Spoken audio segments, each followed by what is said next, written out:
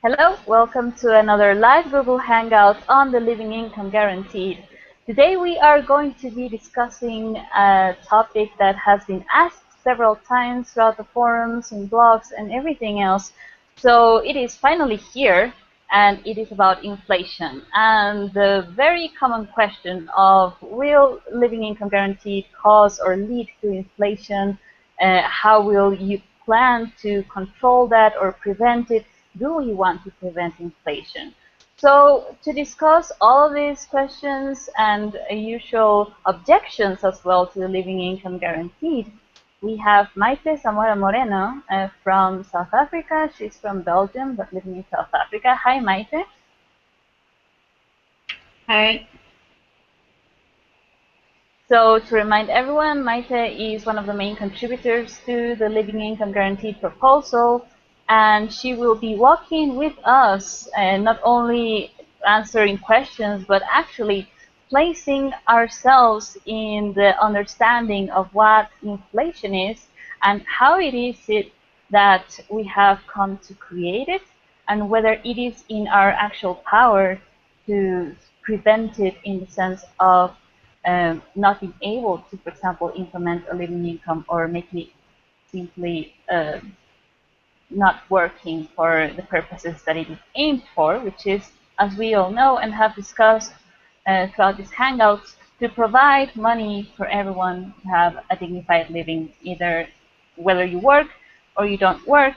There's more money that is required to give to everyone. But with more money, then there comes more money in the money supply, and this is what is usually causing people like question themselves, well, inflation isn't a result of this. So let's start with understanding inflation, Maite. What is inflation? What are the premises that cause it? Okay, so inflation, in a very simple explanation, it means that all the prices in the economy have a tendency of rising, and they keep rising. So it's not like all the prices go up suddenly once and then it stops. That wouldn't be inflation, because with inflation it keeps going, the prices keep growing. And it's also all the prices in the economy. So for instance, it's not enough for the price of petrol to keep going up and up and up over time. It would be all the prices in the economy. So it's really something that affects everything in the economy, and so everyone in the economy. And so it's quite an important issue to deal with. Now, what causes inflation? Inflation occurs through inflationary spirals. So somewhere in the economy, prices are increased. For instance, let's say that the price of petrol increases because there's suddenly a supply shock. There's not enough petrol. Maybe somewhere something got damaged, and the equipment is not able to gather oil for us anymore, so that is now out of the equation, and now there's less oil available. Now the prices of oil go rising in the economy. That means the price of petrol rises, and everything in the economy that uses petrol as an input. For instance, any business really, because transportation involves petrol. Any type of manufacturing needs and requires petrol. So basically all firms now have the higher costs that they're facing. So they want to be able to cover their costs. They don't want to run into a loss. So they will have to charge a higher price of whatever it is that they're selling. If it's paper, if it's some type of a delivery service, it doesn't matter. Whatever it is they're providing, whether it's a good or a service, they'll charge more for it because they need to be able to cover the costs of the increase in the price of the oil. Okay, so now these prices are higher. Then people who buy these goods and these services realize, oh my God, everything is more expensive. I have less money available. I need to now demand higher wages. So then the people go and demand higher wages, which means, again, that means a higher cost for the people who employ these people. You have to actually pay out the wages. Someone pays those wages. So for them, that's, again, a higher cost. And so you see, it's a spiral. It's a cycle that keeps going and going, and that's why with inflation it's about a continuous rise in prices, because you have that self-fulfilling prophecy. Not really. It's more like a vicious cycle where it just feeds itself. Exactly. And what we also come to the conclusion of is that this isn't really beneficial for everyone. Apparently it is, because people perceive that, well, I'm making more money, but in essence, if your wage doesn't go up, or if it goes up but inflation goes up, then your power of acquisition or purchasing power is simply the same, or sometimes even diminished. So let's look at inflation now that we got the basic concept within the context of living income, which would imply giving more money to people, or giving money to people that before didn't even have any money. So how would inflation affect living income guarantee? Yes, so this is the argument that is commonly raised against the proposal for a living income guaranteed, that if you give people more money, then simply there will be more demand, the prices will simply go up, and those people who didn't have anything before, maybe they couldn't buy anything, but even with a living income, if all the prices suddenly go up, they will simply be excluded again like they were before, which would then render the giving of the living income completely useless, because maybe they have a wage, but over time, as prices have increased, now this wage has become worthless, or at least not as valuable as it should be, in order to be able to guarantee a living income, a decent income. Okay, so let's look at the types of inflation that there are, so that we're also able to understand these two types, and also see how would these two types actually affect living income, and whether we can prevent it or not, or how we will manage it accordingly. So how does the demand pull inflation work? What does it imply, and how would it affect living income? Okay, so demand pull inflation is when there is suddenly a lot more demand for a certain product, and in realizing that there's a higher demand, the people who provide this product will increase the price in order to make more profits. So let's say you're a baker in a town and you sell maybe 20 breads every day, because maybe there's only 20 people who can afford to buy your bread. Let's just assume that that's the case. So there's 20 people in your town who are able to afford your bread, and they come every day and they pay for the bread. So every day 20 people want bread, and you provide 20 breads. It's nice and square, it's all in equilibrium, demand and supply, quantity is the same, perfect. Now let's say there's suddenly people who come and move into the town who also have the means to buy bread, and they want to buy the bread. So now instead of 20 people wanting a bread a day, there's 25 people. So now you're like, okay, I have two options. I, as a baker, I can either continue making 20 breads, but then I have 5 people that I have to kind of explain to why I don't have breads for them. Or I can make more breads. I can make 25 breads, again making sure that the amount of bread that are demanded is the same as the amount of bread that I'm supplying. So there's 25 people who want a bread, and I will make 25 breads a day. Or I can keep making 20 breads, but I will just charge more. Now I have an excuse to be able to say, well, you 5 people cannot buy the bread because I'm charging more now. So now, again, making sure that I raise my price just to the right extent that, again, there's only 20 people who can buy my bread.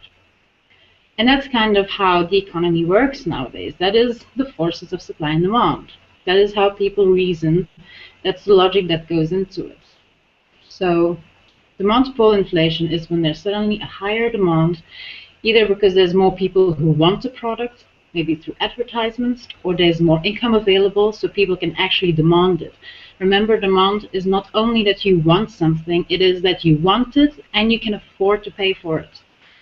So an increase in demand can be either that there's more people who want it and can pay for it, or there's people who wanted it before and couldn't afford it that suddenly can afford it.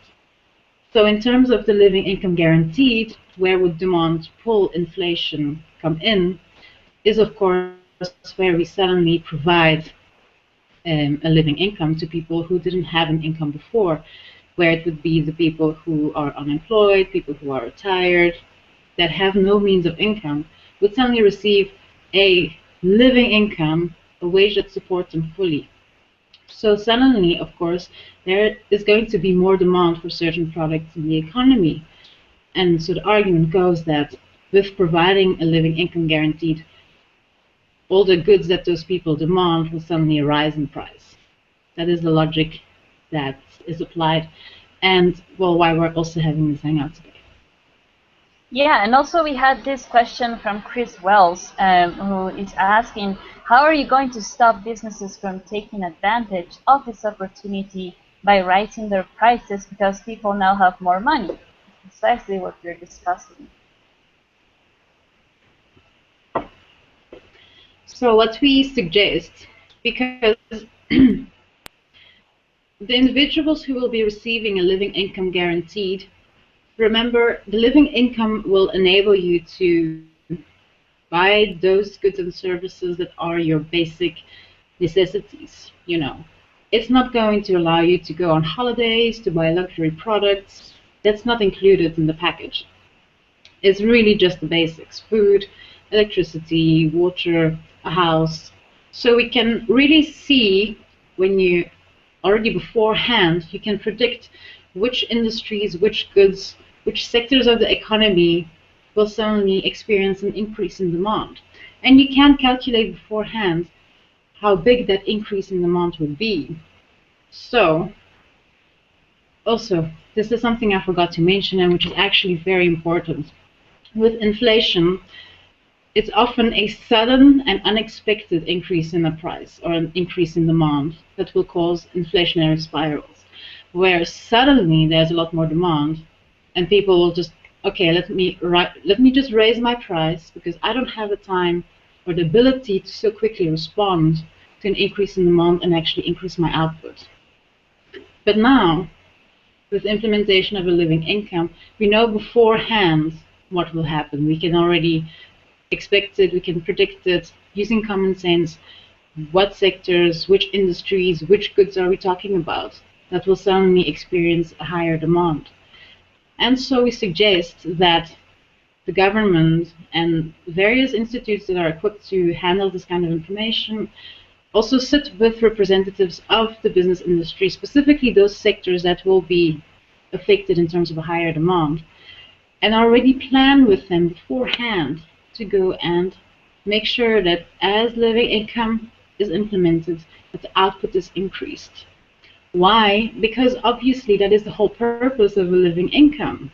If we're going to provide a living income and then have businesses simply raise their prices of all your basic necessities, it's completely useless. You know, this change is not something that can be done simply by making a decision and implementing it in terms of a one-sided way. Like, government has decided this, politics has decided this, we're going to implement it, now the business sector must just adjust to that. No, because we're all in the same country, we're all in the same economy, we're all in the same political environment. This is about our shared future, our shared vision of the society we want to live in.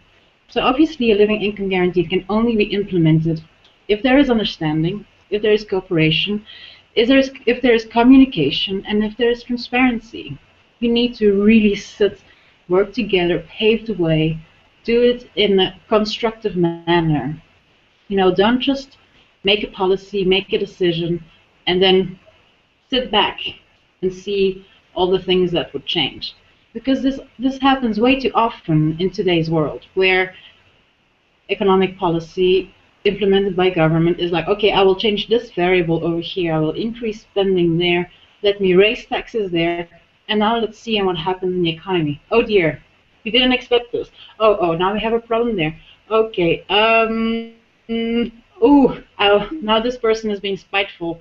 It's like, why do we do that? We're all part of the same country, and if people voted for a living income, it means that the support is there already in the first place. So it's just about change your approach. Don't try to manipulate people. You're trying to adjust their behavior. Just talk to them. Make a plan with them. Make it so that they don't feel like they're suddenly being disadvantaged. Make sure that they know, okay, look, this is the goal, because obviously those people require support, but we don't want to leave you hanging. So here we are, we'll walk with you. Let's make a plan. Yeah, which is so required right now in every form of change that is being currently envisioned, that there's really no consideration of this aspect of, as you're saying, communicating, cooperating, and really treating our economy as a participatory process, not only something that the government will implement and this will be done as it is and expect the changes to come, but to actually engage and realize that we have tested out so many things before, like bailouts and some kind of ways to propose the economy or waging war to reactivate the economy, whatever.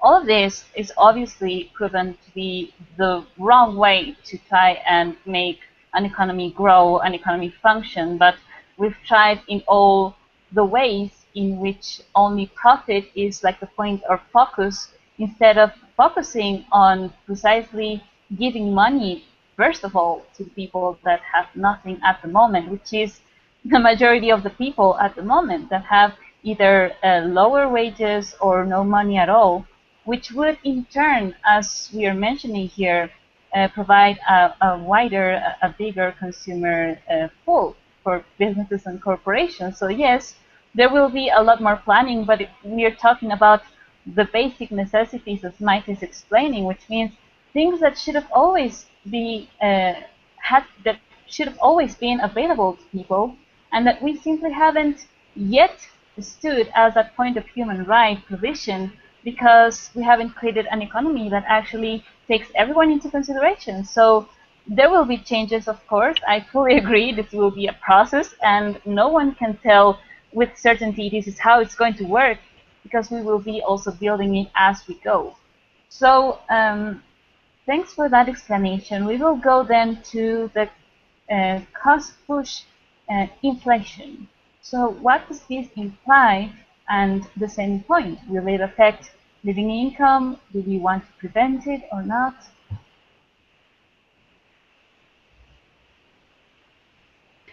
Okay, so cost push inflation is more in relation to what I've explained before, where, for instance, the price of oil increases, which is an input to your production process.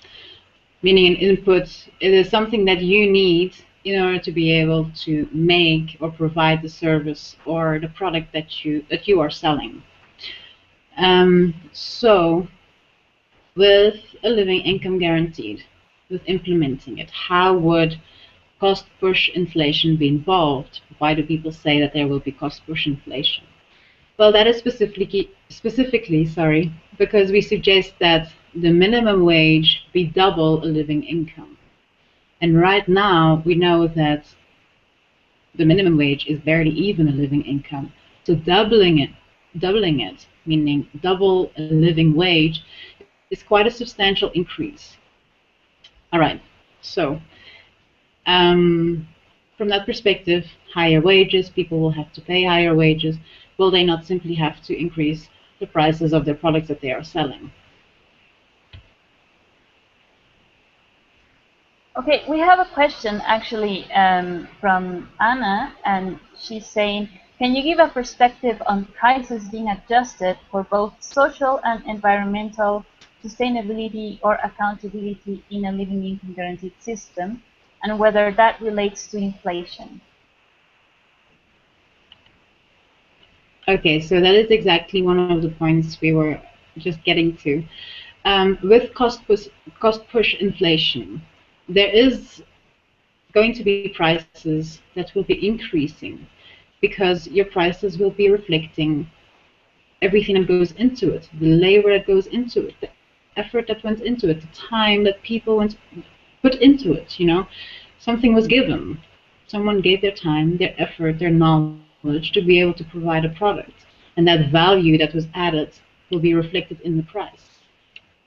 And so with a decent wage, meaning we value you, we give you a decent wage, a proper wage, something that reflects that you are not only alive and so worthy of a living income, you contributed to the economy, you contributed to society. So that is reflected in your income. You get a minimum wage, at least a minimum wage, double a living income. Based on that, some prices will increase, and that we support. This is not something we'll be trying to change. Currently, there are things you can buy for. There's like entire stores. Like, what can you buy for $1? $1 stores, and you can buy a whole bunch of things just for $1. But it's not considered like the people made these things. There's people involved. Of course, there's a lot of machinery and equipment involved as well. But then someone made these machines, or someone at least handled those machines. There's actually people there, and they need a wage. So if we're always going to try and keep the prices as low as possible, then we know that at some point we're going to compromise someone's income. And that is definitely not something, that is exactly actually what we want to step away from. Everything in the economy, prices, is how we measure value. And within that needs to be reflected the value of what was put into it. So yeah, those, I suppose some people would call it inflation, but this is actually a desirable outcome from our perspective. Yeah, we have to also ensure that we make clear that a living income guarantee doesn't imply wanting to take money from people or anything like that. It is simply adjusting the current economic system we are living in to provide, first of all, to guarantee the living rights to people that currently have no income, no means to live. Why? Because actually the cost of managing poverty, managing lack of proper health systems for people that, because of living in poverty, they suffer of illnesses and crimes, etc. All of that will also then be, as it is being reduced, then people will start not only seeing themselves as part of the economy, but with this also comes the further education of how they can then become an inclusive part of our society and stop being marginalized because they currently have no money and they have no education. Just something that I would like to also discuss here, Maite, in terms of our consumerism at the moment and how it is very well laid out in levels of society. Like, you know, that if you make a lot of money, obviously you can afford these luxury items or not only the basic stuff.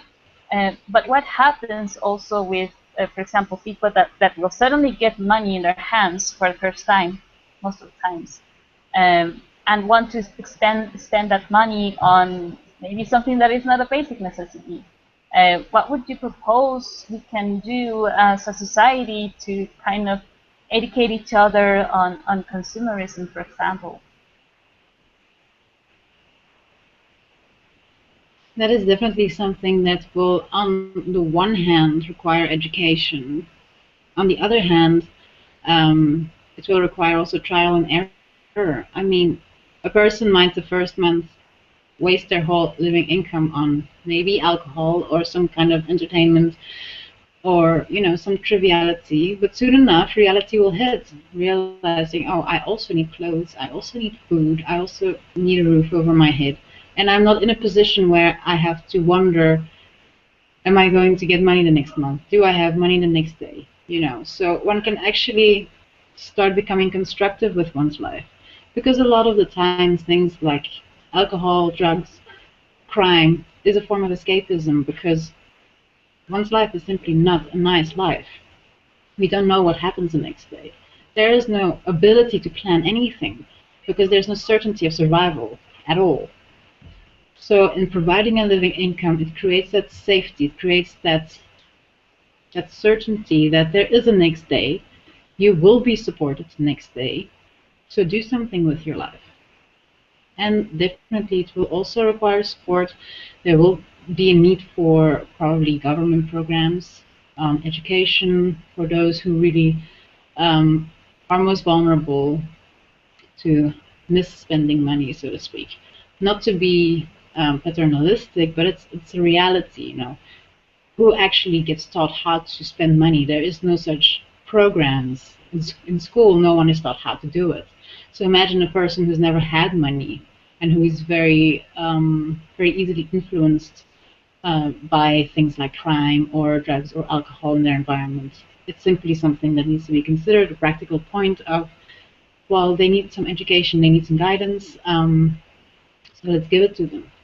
On the other hand, we suggest that a living income not suddenly be released entirely, meaning, let's say that a living income is $1,000 a month. I'm just pulling a number out of my hat. I don't know if that would be sufficient. Let's say that that is enough. Then we don't suggest to immediately release $1,000 a month.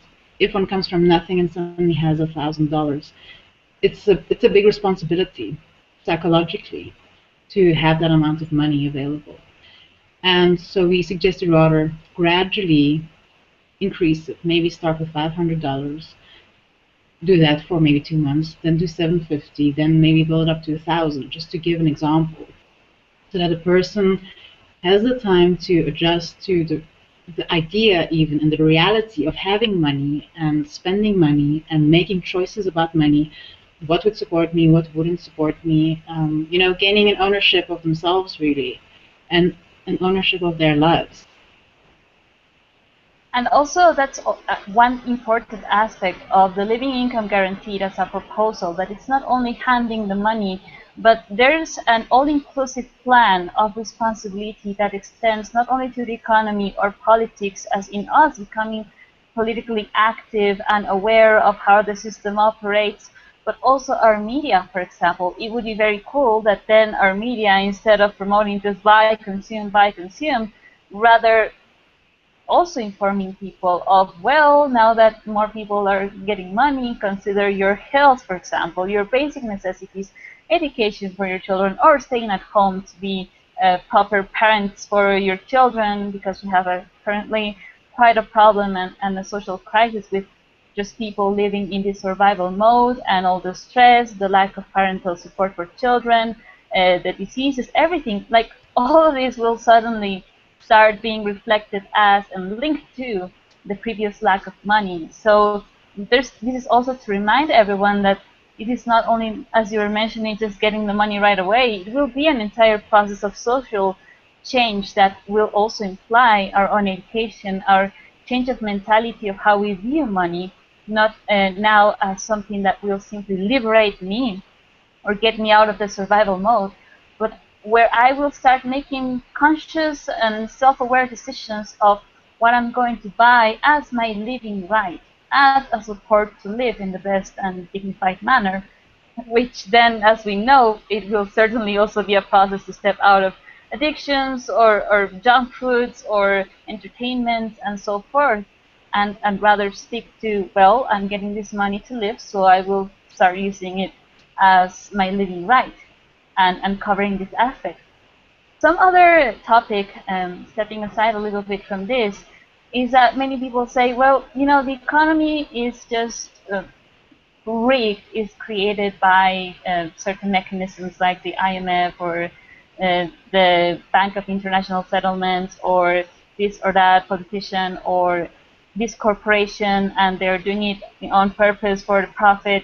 And there's like this unawareness or separation of how we create it.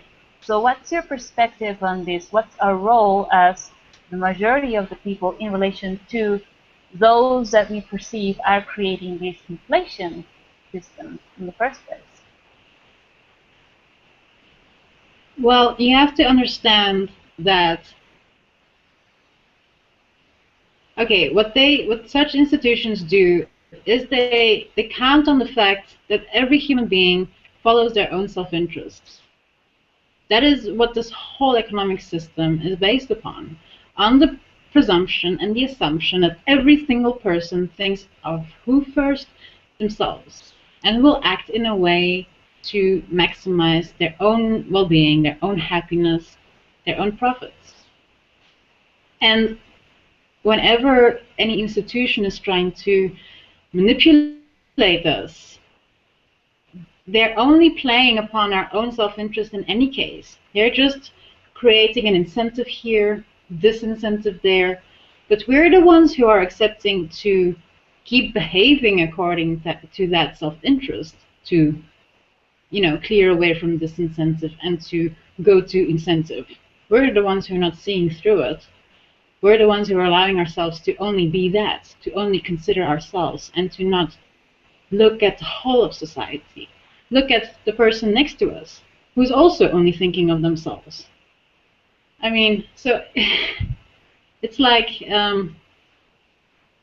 being a puppet and then blaming the puppet master for pulling your strings. It's like, well, you're the one who's the puppet.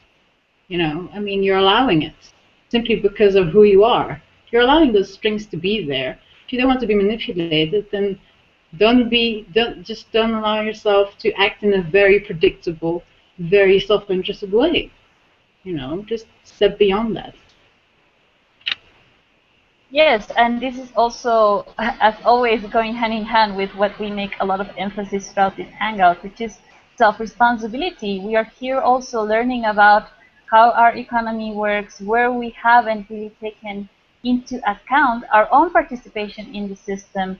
And as an example, we can look at certain products that go into a certain fad, let's say healthy foods, and suddenly my coconut oil is going through a severe inflation because suddenly everyone thinks that it's the best type of oil to cook with, or flaxseed, or, you know, these kind of products. And we then go like, well, these guys are making profit out of us, and, you know, this is so unjust and so unfair. But wait a minute, who is actually following that trend or that necessity? It is ourselves. I mean, I can remember from the time that I got to understand inflation when I was in high school, I then became quite self-conscious of how, by me desiring, for example, an iPod and wanting to make money to buy my iPod, I was already kind of becoming part of the whole population that was considered as the potential buyers of that iPod, and how me, for example, blaming the corporation or Apple and the wage workers that earn almost nothing and that are committing suicide. And you know, we live in this dichotomy wherein we don't see ourselves as part of that abuse, and that there are then ways in which we can prevent such abuse by presenting solutions, which is precisely what we're doing through the Living Income Guarantee. It is not to say, oh, we're not going to raise wages for our iPod, or iPods are not going to be produced, or iPhones, or else. It is about how we value, for example, in this case, the labor that goes into that iPod, and that surely maybe the price will go up, but then I will be sincerely more happy and content with myself to know that I paid quite a lot of money for it, but I know that the person that built it had a dignified life, for example, a dignified wage. And so we're going with a question, a comment here, and this is from Matt PP. He's saying, cool points. Handling money coming from a broke background also goes for the rich and wealthy. And yes, in essence, living income guaranteed would be a way to, you know, be able to restart the economy, create real economic growth instead of just giving these incentives here and there, bailouts here and there, and really considering the economy as the entire population, considering the entire environment, and really making it work for everyone. What's your perspective, Maite? Yeah, and also in terms of educating the wealthy on how to use money, because I mean, like anyone, no one was really educated about it. No one really understands what is involved within economics. I mean, sure, there are the elites who understand on an intellectual perspective, but don't really realize what is involved, what the damage is, what the consequences are. Those are points of education that really need to come through, not only for those who were never able to participate in economics, but also for those currently participating, those who are currently owning the whole system, of like moving through a process of what is it we want to do with this economy? What do we want it to look like? What values does it need to reflect? And then building accordingly an economic system to reflect those values. Because at the moment, the only value that exists that everyone seems to agree on is self-interest. And so that is what the economic system is reflecting. So if we actually come together and decide, okay, what are the values we agree on? Now let's build, let's construct, let's create a system that reflects those values instead. Very, very important. These words I definitely agree with. Why? Because in our current mentality, it is always like this fighting, you know, the poor versus the rich. And as we continue within this mentality, we forget that we live in an actual world that is alive. We coexist. And everything that we do that apparently, like that point of abuse is separate from myself, it is really not. I mean, everyone is handled, and we all require money to live. Like that's the point that binds us all. So if currently that money that or prices, which is the amount of money that I have to pay to purchase something, is being a point of control, a point to maintain the poor versus the rich, we have to start letting those chains and liberate ourselves from that bondage and actually start considering, okay, well, if we give power to each other as giving money, then there comes also responsibility to it.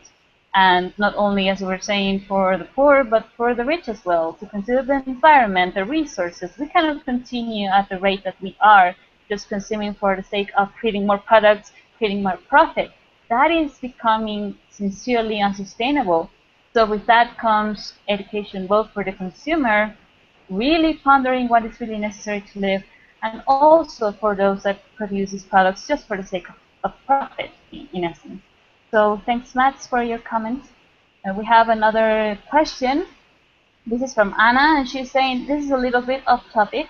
What about those who claim that the living income guaranteed system would be totalitarian and coercive, and that an anarcho-capitalist system is the only real solution to a peaceful world? What's your perspective, Maite? Well, I really only see that the transition to a living income would require some intense involvement of government and the business sector to work together to make a transition from the current system to a living income system, which is really still a capitalistic system. However, with that security of ensuring your basic human rights through the living income, as well as valuing each person who is participating in the economy, where the whole economy revolves around value. But once a transition is made, there will not be that much to do for government at all. And that is what is typical of a totalitarian system, is that a few in power in government are controlling everything, not only the economy, but people's lives, what people should think, what people should believe. I mean, if you're trying to affect change like that, you're not getting anywhere. And as we know from history, it's never worked like that. You need to actually first agree as a people what it is that you want to do, and from there you can start building, start structuring, and start implementing.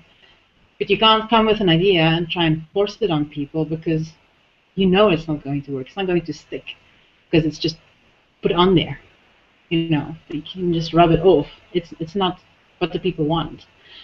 So initially, maybe during the transition, it will not necessarily be a very controlling point. It's just a matter of a closer cooperation, more government involvement, making use of government resources, making use of company resources, the private sector and the public sector working together to make that transition. Because you come from one system, you have to kind of work to get to a new system, which requires a bit of concessions here and there, some consideration, and some working together with the government. But it's not like the government is going to tell them, you do this, you do that, you do that, and if you don't do it, now you're going to have to pay a fine.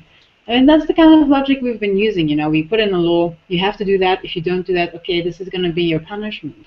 Now we want to step away from all that. We really want to have a shared vision of what it is that is relevant, what is workable, and then implement that. So yes, during the transition there will be more of a government involvement, if you want to call it that. But once it is implemented, your economy will be a lot more self-sustaining. It will flow more. There will be a lot more movement in the economy, and everyone will be a part of it, guaranteed. So there will be a lot less need for government to go and hand out welfare programs here, give social assistance over there, because the economy is taking care of that.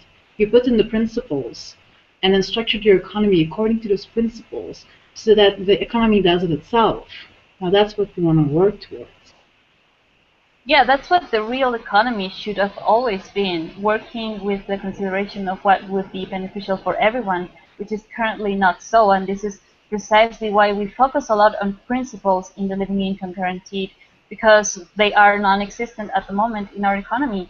And if we look at, for example, the current problems, the wars, the protests that have to be contained just because of not giving to people what they require, I mean, that takes a lot of effort, a lot of money, many excuses to create war, and it's really unacceptable when we could rather focus on creating solutions, which is exactly what we are focusing on here.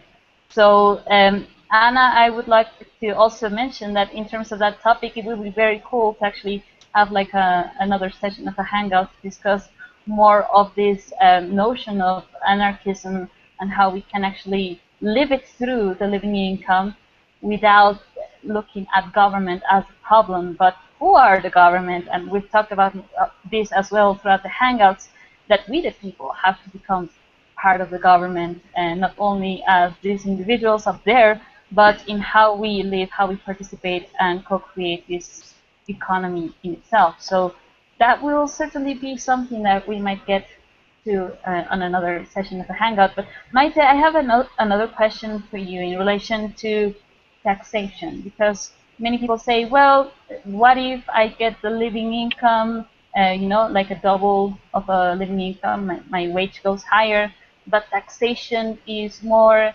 there's a premise that is not being considered there in relation to what the living income proposal says about income tax. So can you explain us a little bit on this? Okay, so what we suggest with the living income guaranteed and taxing is that the income tax is basically abolished, where you receive your income, this is your income. Taxes you pay based on your participation in the economy, any transaction where you buy something, so basically value added tax. That is where the taxes will be raised and where tax revenue will come from. So when you receive a living income, for instance, it's not so that half of it will be taxed away. That living income is yours. You own it. You can spend that. That is for you. A person who has labored, who has provided their services, who receive a wage, that wage is yours. No one's going to take that from you to go and finance something else. So also, a living income is never going to be financed from someone else's income. You're not going to take someone's income and give it to another person. You worked for it. It's your income. You get to spend that. But as you participate in the economy, there are certain things that the whole of the economy requires that needs to be provided, which will never be effectively done in the private markets. That is where, for instance, roads, the basics, public infrastructure, street lights, those things will always need to be provided by the government.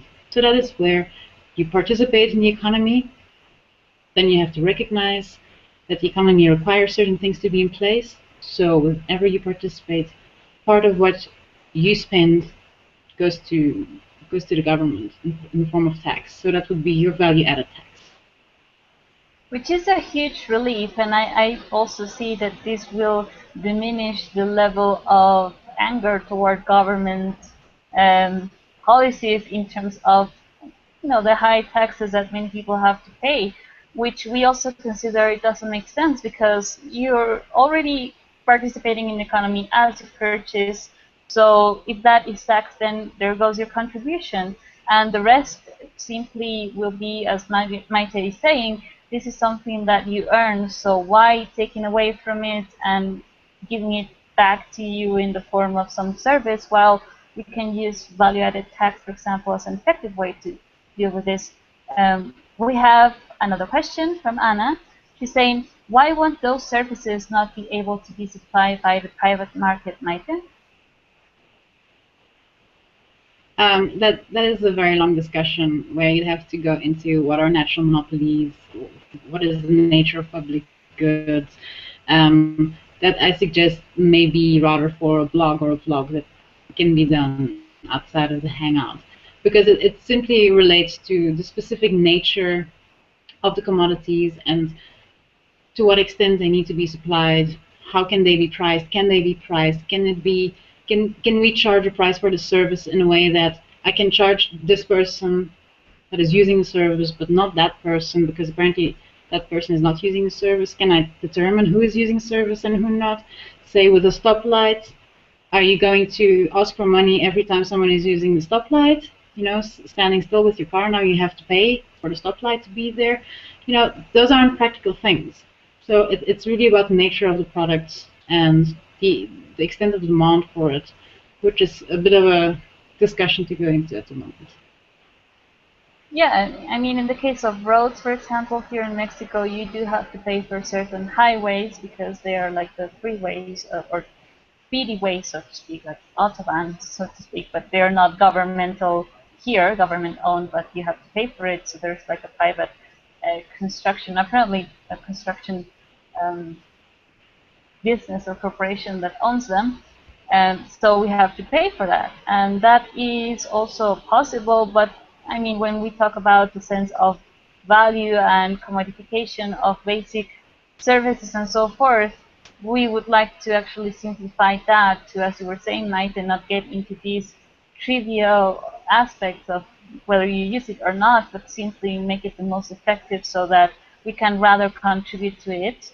I mean, it's part of the infrastructure, it's part of what makes our cities, our societies functional, and that's it. Like, not really getting too much into who gets the profit here, because in the end, also one of our aims as living income is to stop focusing so much on that of making the most money, but rather looking at providing what is required in our society, making our infrastructures functional, making water be available for everyone, making food be delivered for everyone, not having excuses as to not do it, which is also kind of like the final point that I see is necessary to be said here, that inflation shouldn't be an excuse to make a living income something impossible or not doable at all.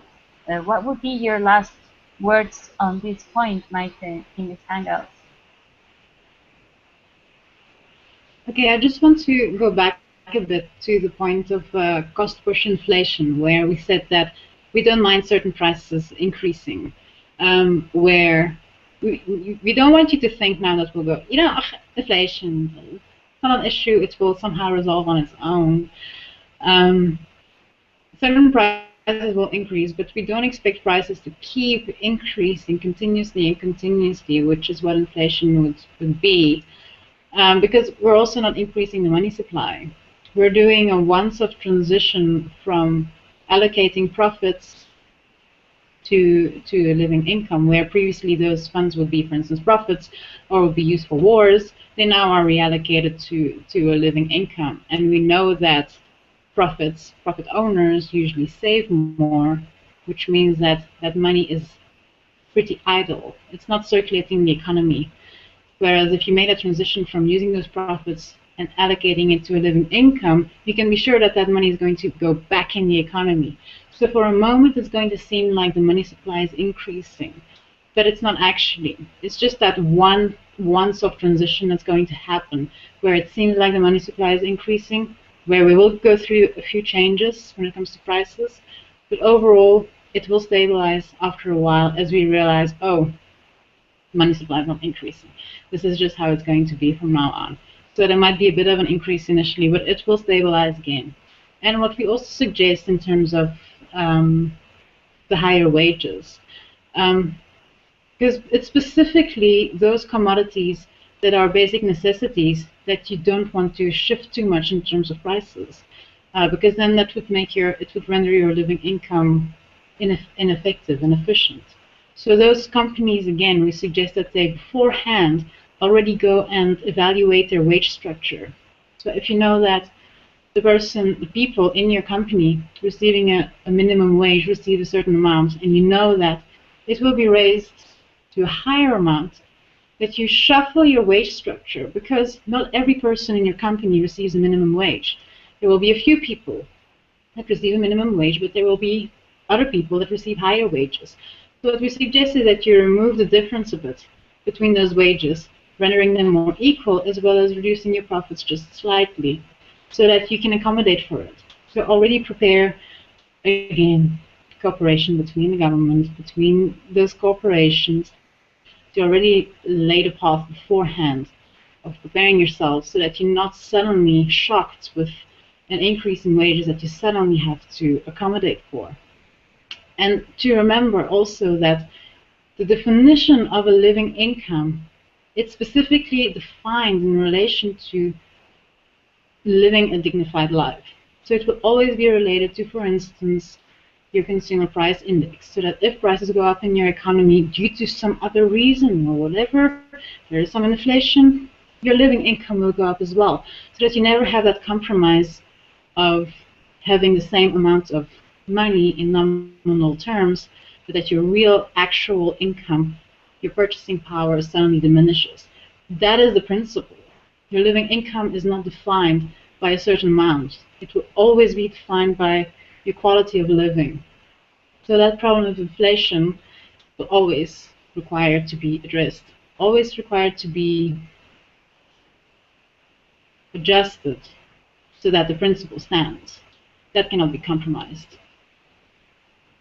Yeah, exactly. That's the whole purpose, point, and vision of the living income, to never make it obsolete in relation to an inflation point, which would render it obsolete and pointless and useless, but to always make sure that that minimum or basic or living amount of money is always given to people in order to ensure these living rights, and as such kind of have that basic foundation, no matter how the rest of the prices operate, as long as we have that basic foundation there. And also, for example, if a CEO makes $50 million or whatever a year, we're not going to suggest that that goes up to 100 million, but there will be also points to consider in terms of now giving higher wages, so that will also kind of, as you were saying, balance out a little bit the current disparity and the inequality that is existent at the moment,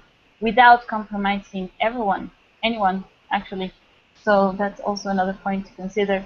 Thanks a lot, Maite. And there are certainly many points that we could discuss at another time in relation to prices and many other topics. But for now, we have the basics and the understanding of the principles. So I thank you for your time, for being here. And to anyone watching, if you have further questions for Maite, please leave them in the comment section of this video, as we will be also going through them.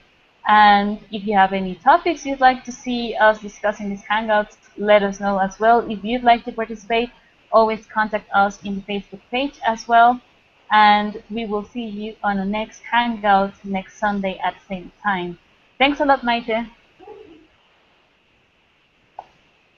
Thank you, Marlen. Bye, everyone. See you next time.